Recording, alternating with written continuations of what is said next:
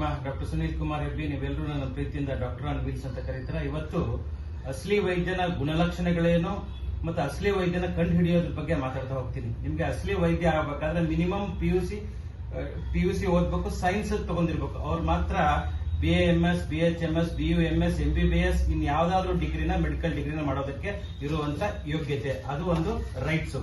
PUC ಆದ್ಮೇಲೆ ಆ ತರದ್ ಒಂದು ಕೋರ್ಸ್ ಮುಗಿಸಿ ಅದು 5.5 ವರ್ಷದವರಾಗಿರ್ಲಿ, BAMS ಆಗಿರ್ಲಿ, BHMS ಆಗಿರ್ಲಿ, BUMS ಆಗಿರ್ಲಿ, ಇವನ್ BSMS ಆಗಿರ್ಲಿ, ಯಾವುದೇ ಒಂದು ಮೆಡಿಕಲ್ ಡಿಗ್ರಿಗೆ ಹೋಗ್ಬೇಕಾದ್ರೆ PUC is a mandatory qualification. PUC ಆದ್ಮೇಲೆ ಈ MBBS ಓದ್ಬೇಕಾದ್ರೆ 4.5 ವರ್ಷ ಪ್ಲಸ್ 1 ವರ್ಷ ಇಂಟರ್ನ್ಶಿಪ್ 5.5 ವರ್ಷ.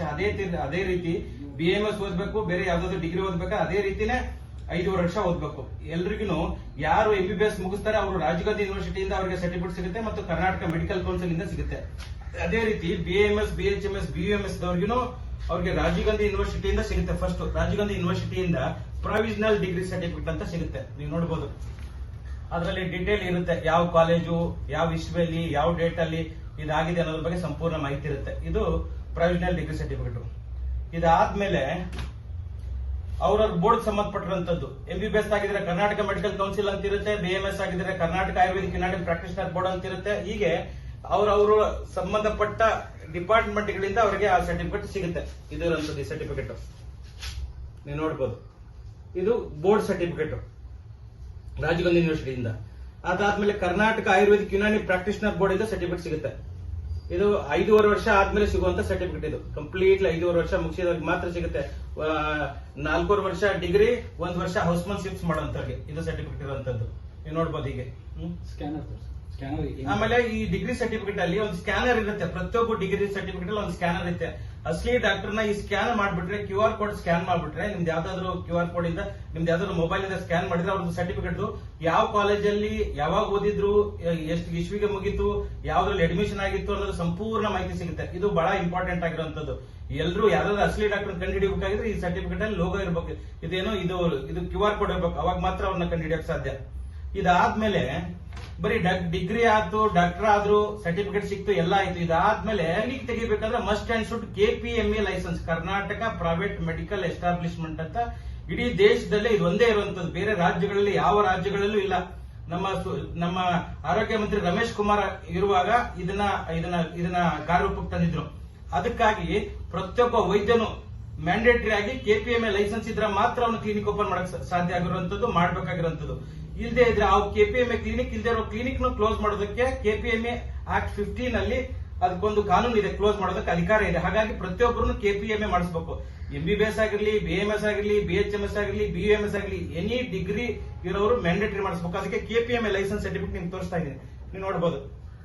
ಈ KPMA ಲೈಸೆನ್ಸ್ ಗೆ ನಾವೆಲ್ಲ ಡಿಗ್ರಿ ಸರ್ಟಿಫಿಕೇಟ್ ನ ಕೊಡಬೇಕು. ಪ್ರತಿಯೊಂದು ಡಿಗ್ರಿ ಸರ್ಟಿಫಿಕೇಟ್ ನಾನು ಅವಾಗ ಹೇಳಿದಾಗ ಬಯೋಮೆಡಿಕಲ್ ವೇಸ್ಟ್, ಮತ್ತೆ ಪೊಲ್ಯೂಷನ್ ಕಂಟ್ರೋಲ್ ಬೋರ್ಡ್, ಮತ್ತೆ ಫೈರ್ ಡಿಪಾರ್ಟ್ಮೆಂಟ್, ಮತ್ತೆ ರೆಂಟಲ್ ಅಗ್ರಿಮೆಂಟ್, ನಮ್ದು ಕ್ಲಿನಿಕ್ ಮ್ಯಾಪ್, ಮತ್ತೆ clinic, polyclinic, hospital, nursing home ಅಂತ ಡೆಸಿಗ್ನೇಷನ್ ಅದನ್ನ ಐಡೆಂಟಿಫೈ ಮಾಡಬೇಕು. ಅದಕ್ಕಾಗಿ ಇದರಲ್ಲಿ ಒಂದು QR ಕೋಡ್ ಇರುತ್ತೆ.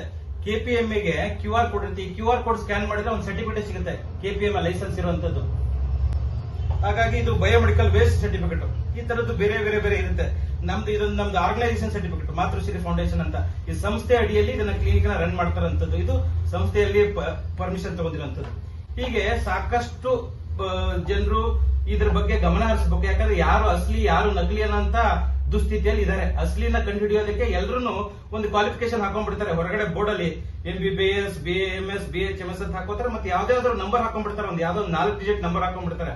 ಇವಾಗ ನಡೀತಾ ಇರೋದು 50,000 ಮೇಲೆ ನಡೀತಾ ಇರೋದು. ಆದ್ರೆ 1000, 2000 ಈ ತರದ ನಂಬರ್ ಹಾಕೋತಾರೆ. ಇದೆಲ್ಲ ನಕಲಿ ಡಾಕ್ಟರ್ಸ್ ಮಾಡುವಂತದ್ದು.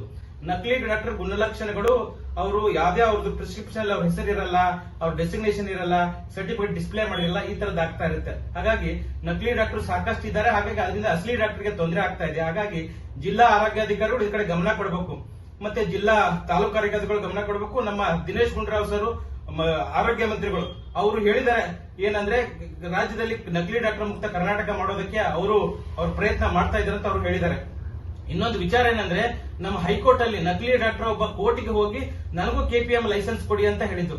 ಹಾಗಾಗಿ ಅಲ್ಲಿ ನಮ್ಮ ಜಸ್ಟಿಸ್ ನಾಗಪ್ರಸನ್ನ ಬೆಂಚ್ ಅಲ್ಲಿ ಹೈಕೋರ್ಟ್ ಜಡ್ಜ್ ಹೇಳಿರುವಂತದ್ದು ಏನಂದ್ರೆ, ನಕಲಿ ಡಾಕ್ಟರ್ನ ಒದ್ದು ಒಳಗಡೆ ಹಾಕಿ ಜೈಲ್ಗೆ ಹಾಕಿ ಅವ್ರನ್ನ ಅಂತ ಹೇಳಿರುವಂತದ್ದು. ಹೀಗಾಗಿ ಅಸಲಿ ಡಾಕ್ಟರ್ಸ್ ಸುಸೂತ್ರವಾಗಿ ಸ್ವಾಭಿಮಾನದಿಂದ ಗೌರವದಿಂದ ಪ್ರಾಕ್ಟೀಸ್ ಮಾಡೋದಕ್ಕೆ ಅನುಕೂಲ ಆಗುತ್ತೆ. ಎಲ್ಲ ಡಾಕ್ಟರ್ಸ್ ಮ್ಯಾಂಡೇಟರಿ KPMA ಲೈಸೆನ್ಸ್ ಮಾಡಬೇಕಾಗಿರುವಂತದ್ದು. ಮತ್ತೆ ಇನ್ನೊಂದು ಏನಾಗ್ತಾ ಇದೆ, ಈ ಹೆಸರು BAMS BHMS ಹೆಸರಲ್ಲಿ ನಕಲಿ ಸರ್ಟಿಫಿಕೇಟ್ ಗಳನ್ನ ಮಾಡ್ಕೊಂಡು ಈ ಬೋರ್ಡ್ ಅಲ್ಲಿ ಕೊಡ್ತಾ ಇರ್ತಾರೆ. ಅದರಿಂದ ಸಾಕಷ್ಟು ಜನಕ್ಕೆ ತೊಂದರೆ ಆಗ್ತಾ ಇದೆ. ಹಾಗಾಗಿ ನಕಲಿ ಯಾವುದು ಕಂಡು ಹಿಡಿಯೋದು ಕಷ್ಟ ಆಗ್ತಾ ಇದೆ. ಹಾಗಾಗಿ ಪ್ರತಿಯೊಬ್ಬರು ಡಾಕ್ಟರ್ಸ್ ಅವ್ರ ಕ್ಲಿನಿಕ್ ಅಲ್ಲಿ ಅವ್ರ ಡಿಗ್ರಿ ಸರ್ಟಿಫಿಕೇಟ್ ಗಳನ್ನ ಡಿಸ್ಪ್ಲೇ ಮಾಡಬೇಕು. ಅವಾಗ ಮಾತ್ರ ಗೊತ್ತಾಗುತ್ತೆ ಅಸಲಿ ಯಾರು ನಕಲಿ ಯಾರು ಅಂತ.